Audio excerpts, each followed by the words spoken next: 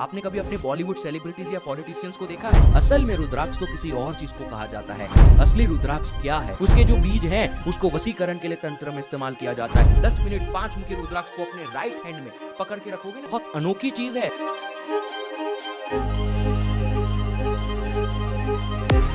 अगर मैं आपसे कहूं कि ये जिसे आप रुद्राक्ष कहते हैं, जिसे रुद्राक्ष मानते हैं, असल में ये रुद्राक्ष नहीं है। असल में रुद्राक्ष तो किसी और चीज को कहा जाता है। ये तो बस उसका एक प्रतीक है, उसका एक सिंबल है। असली रुद्राक्ष क्या है, उसकी पहचान मैं आपको देने जा रहा हूं। ध्यान से सुनिएगा। आपने कभी किसी पेड़ पौधों को उगते हुए देखा है? चलिए, आपने कभी आम तो खाए ही होंगे।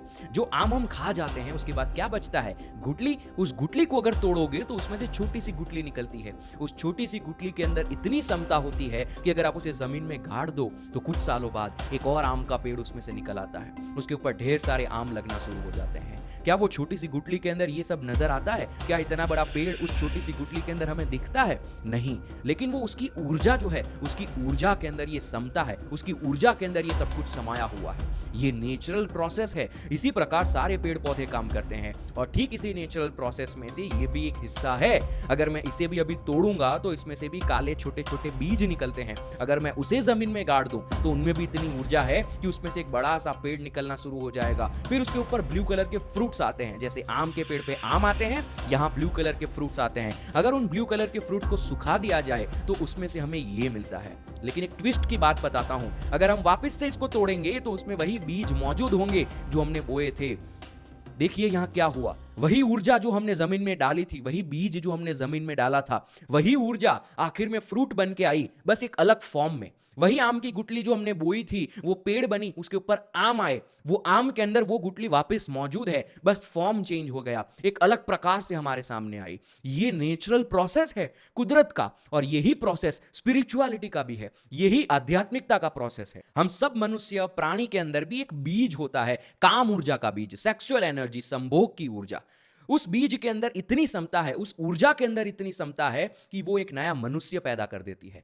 उस ऊर्जा के अंदर इतनी क्षमता है कि वो जब आपके अंदर ऑर्गेज्म देती है, आपको सुख देती है, तो आपको चरम सीमा पर पहुंचा देती है।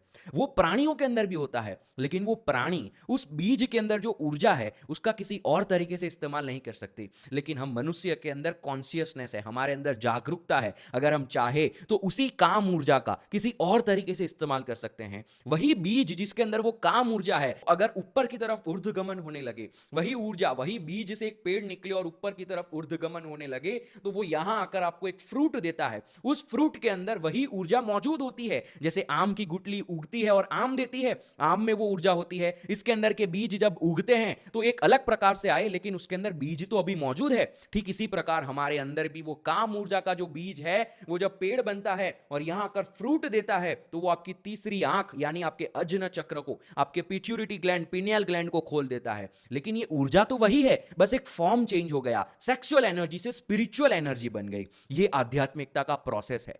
पुराणों के हिसाब से, हमारे कुछ पुस्तकों के हिसाब से इसको सिंबॉलिकली एक कहानी में कहा गया है। जब तीसरी आंख किसी की खुलती है तो उसे एक कंपैशन फील होता है, उसे अंदर महसूस होता है कि काश ये बाकी सारे लोग जो माया में उलझे हैं उन्हें भी ये अनुभव करवाया जा सके।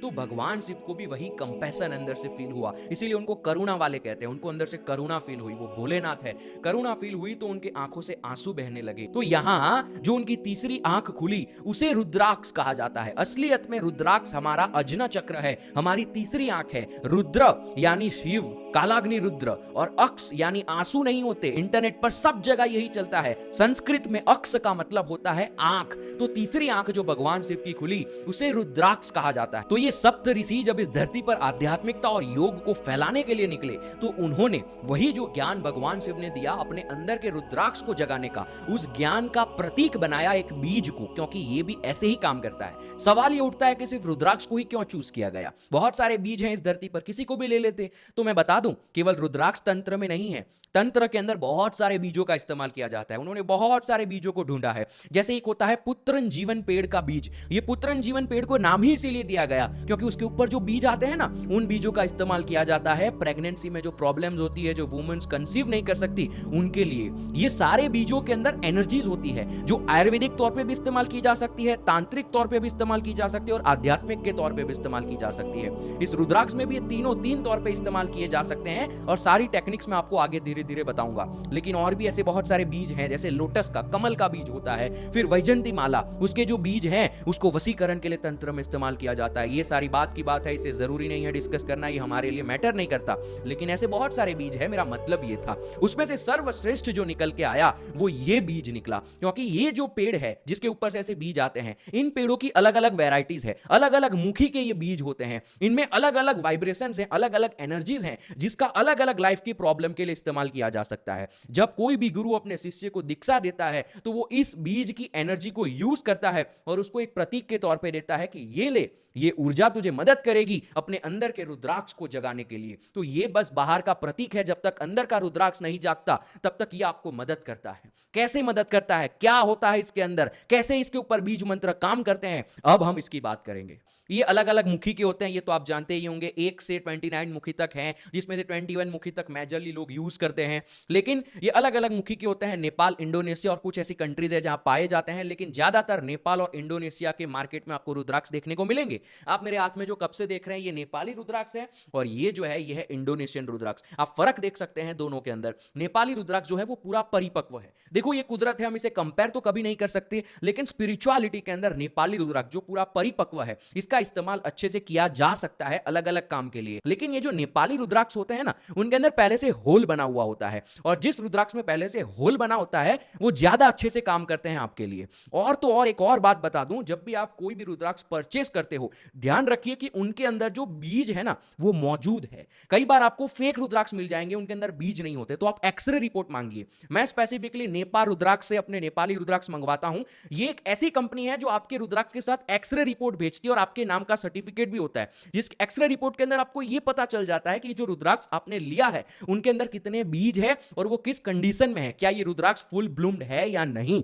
तो आप नेपाल रुद्राक्ष को चेकआउट कर सकते हैं अगर आप नेपाली रुद्राक्ष को लेने की सोच रहे हैं। कौन सा रुद्राक्ष पहनना चाहिए, कितने मुखी का पहनना चाहिए, ये सारी बात की बात है, ये तो हर कोई कहता रहता है। मैं भी आपको एक फोटो दिखा दूंगा, आप भी समझ जाएंगे। मेन तो ये समझना है कि ये काम कैसे करता है। बहुत अनोखी चीज है, आप सुन के शॉक हो जाएंगे, चकाचौंध में चले जाएंगे। लेकिन मैं जिस तरीके से इसको समझाने जा रहा हूं वो शायद आपको हंसी आएगी, शायद बुरा लगेगा, लेकिन इससे अलावा और कोई मेरे पास तरीका ही नहीं है इस चीज को समझाने का। आप रुद्राक्ष को समझिए कोको कोला की बोतल की तरह। कोको कोला की बोतल में आपने कोको कोला को देखा है, वो उसके अंदर गैस होता है, वाइब्रेट करती रहती है। हर एक बीज के अंदर भी ऐसे ही होता है, एक तमस गुण होता है, एक वाइब्रेशन होती है, वो ऊर्जा होती है जिसके अंदर पेड़ बनाने की क्षमता है। ये बीज फटता है उस वाइब्रेशन की वजह से, उस तमस गुण की वजह से, और उसमें से एक पेड़ निकलता है। तो ये है ना उस कोको कोला की बोतल की तरह है। अब वो कोको कोला की बोतल के अंदर अगर हम मेंटोस डाल दें, आपने एक्सपेरिमेंट देखे होंगे, मेंटोस चॉकलेट होती है, उसे अगर हम डाल दें ना तो वो फटती है, उसके अंदर से सारा कोको कोला बाहर उछलने लगता है, क्योंकि वो केमिकल रिएक्शन हो रहा है एक, ठीक है, उसके अंदर।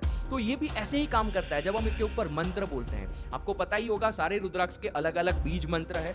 जब हम नेपाल रुद्राक्ष से रुद्राक्ष को लेते हैं तो ये बीज मंत्र की किताब भी आती है। तो मैं एग्जाम्पल के लूंगा एक मुखी रुद्राक्ष का और उससे आपको समझाऊंगा। एक मुखी रुद्राक्ष का बीज मंत्र होता है ओम ह्रीम नमः। अब ध्यान से देखो, हमारे संस्कृत के अंदर ये फॉर्मूला है, आगे ओम लगता है, सारे मंत्र देखिए आगे ओम लगता है, आखिर में नमः, स्वाहा, फट, अलग अलग सिलेबल्स हैं जो लगते हैं। मेजरली नमः और स्वाहा का इस्तेमाल किया जाता है। तो ये फॉर्मूला है नमः ओम, बीच में बीज मंत्र लगता है। हर एक रुद्राक्ष के अलग अलग बीज मंत्र है, हर एक रुद्राक्ष में अलग अलग वाइब्रेशन है। एक मुखी रुद्राक्ष का बीज होता है रीम। इसे बीज मंत्र क्यों कहा जाता है समझिए, इसीलिए बीज मंत्र कहा जाता है क्योंकि बीज की तरह ही काम करते हैं। अगर उसमें पानी डालोगे, सनलाइट डालोगे तो वो फटेगा। वो सिंपल एक बेसिक चीज है, उसके अंदर हमें चीजें ऐड करनी पड़ेगी तब जाकर वो काम करेगा। वो सिर्फ बीज है अभी। तो ये रुद्राक्ष जो होता है उसके अंदर भी उसका एक मंत्र होता है, रीम, एक मुखी का है। तो वो रीम को अब हमें एक्टिवेट करने के लिए उसके आगे पीछे फॉर्मूला लगाना होगा। तो आगे लगता है ओम। ओम यानी शिव, शिव तत्व, यूनिवर्सल कॉन्शियसनेस।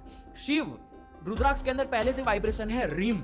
तो शिव और रुद्राक्ष के अंदर जो शक्ति है, रुद्राक्ष के अंदर जो एनर्जी है वो शक्ति है रीम।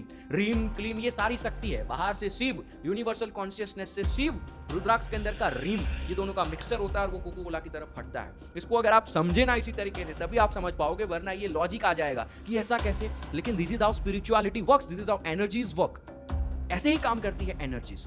तो इस प्रकार से सारे रुद्राक्ष को सिद्ध किया जाता है। कहीं पर बीच में रीम लगता है क्योंकि वो उस प्रकार से वाइब्रेशन है कि रीम उसका बीज मंत्र है। कहीं पर क्लीम होता है, जैसे 3 मुखी का होता है क्लीम, ओम क्लीम नमः, तो उसका बीज है क्लीम। तो वो कोको कोला नहीं है, वो पेप्सी है, वो स्प्राइट है।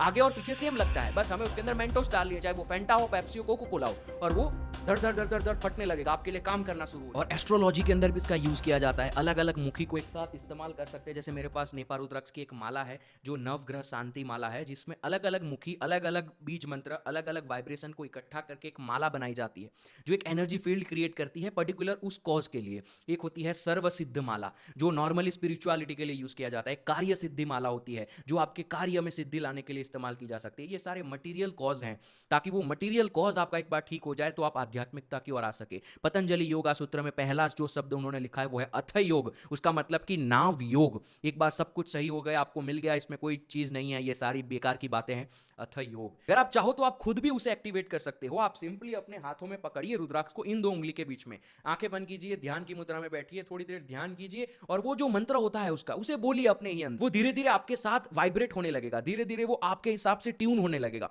और फिर उसको अपने गले के अंदर धारण कर लीजिए, हाथ के अंदर धारण कर लीजिए। मैं आपको टेक्निक्स बताता हूं, कुछ कुछ बहुत इंटरेस्टिंग है। आपने कभी अपने बॉलीवुड सेलिब्रिटीज या पॉलिटिशियंस को देखा है? आप देखो कुछ कुछ बॉलीवुड सेलिब्रिटीज ने अपने हाथों में रुद्राक्ष को लपेटा होता है और ऐसे करके पकड़ा होता है। काफी सारे पॉलिटिशियंस ऐसा करते हैं, अपने हाथ में रुद्राक्ष को ऐसे पकड़ के रखते हैं। आप देखना आपके आसपास में, सबके फोटोज नहीं दिखा सकता, लेकिन क्यों ऐसा करते हैं? क्योंकि ये जो रुद्राक्ष होते हैं ना, उनमें ऐसी क्वालिटी होती है। ये मैं आपको एक तांत्रिक सीक्रेट बताता हूँ, एक आयुर्वेदिक सीक्रेट बताता हूँ। अगर आप किसी भी रुद्राक्ष को अपने हाथ में ऐसे 10 मिनट पकड़ के रखोगे, अगर आपको कोई अंदर से शॉक लगा है, आप डिप्रेशन में हो, आपको थोड़ा अंडर कॉन्फिडेंस फील हो रहा है, आपको पब्लिक में जाना है, पब्लिक स्पीकिंग करनी है, एग्जाम देने जाना है, 10 मिनट 5 मुखी रुद्राक्ष को अपने राइट हैंड में पकड़ के रखोगे ना ऐसे थोड़ी देर के लिए, 5-10 मिनट के लिए, आप पाओगे आपके अंदर तुरंत एनर्जी एक्टिवेट हो जाती है। करके देखो, इसीलिए पॉलिटिशियंस, ये सेलिब्रिटीज ऐसा पकड़ के रखते हैं अपने हाथों के अंदर पब्लिक एरिया में जब वो जाते हैं। दूसरा एक आयुर्वेदिक तरीका है, ये ब्लड प्रेशर के लिए काम करता है। अगर आप 2 5 मुखी रुद्राक्ष को रात को सोने से पहले पानी में डाल दो और उस पानी को सुबह उठ के सबसे पहले पी लेते हो, साल में 1 बार या कभी कभी,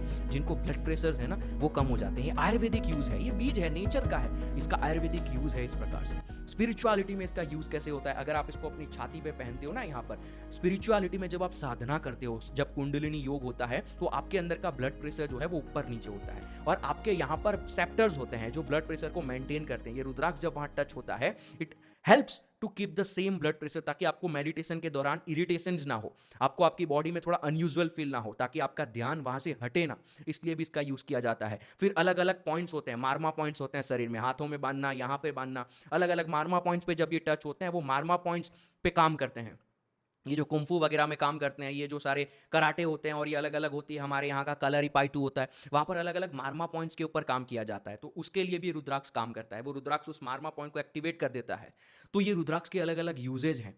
सबसे बेहतरीन यूज है कि आप अपने साथ रुद्राक्ष को रखिए। जब भी आपको ऐसा लगे कि अच्छा नहीं लग रहा, थोड़ा कॉन्फिडेंस नीचे जा रहा है, तो आप अपने रुद्राक्ष को 10 मिनट के लिए हाथ में ऐसे पकड़ के रखिए।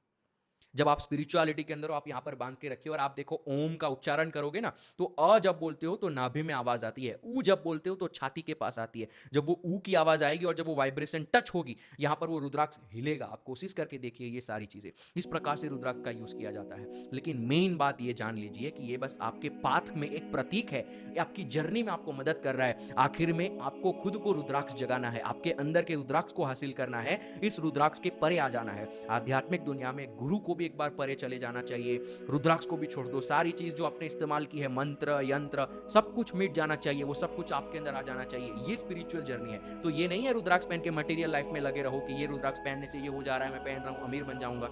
नहीं, इसको स्पिरिचुअलिटी का यूज करो, आपकी पाथ में मदद करेगा। जब तक वो मदद कर रहा है, जब तक आपका असली रुद्राक्ष आपके हाथ में नहीं आ जाता, तब तक ये आपके लिए है। फिर ये कोई काम का नहीं है, फिर आप रुद्राक्ष बन गए, फिर आप दूसरे किसी को रुद्राक्ष बनाने के लिए मदद कर सकते हो। एक माला बनती जाती है असली इंसानों के रुद्राक्ष की। एक साधु संत ये सारे रुद्राक्ष की माला है, एक होते जाते हैं यूनिवर्सल कॉन्शियसनेस के अंदर।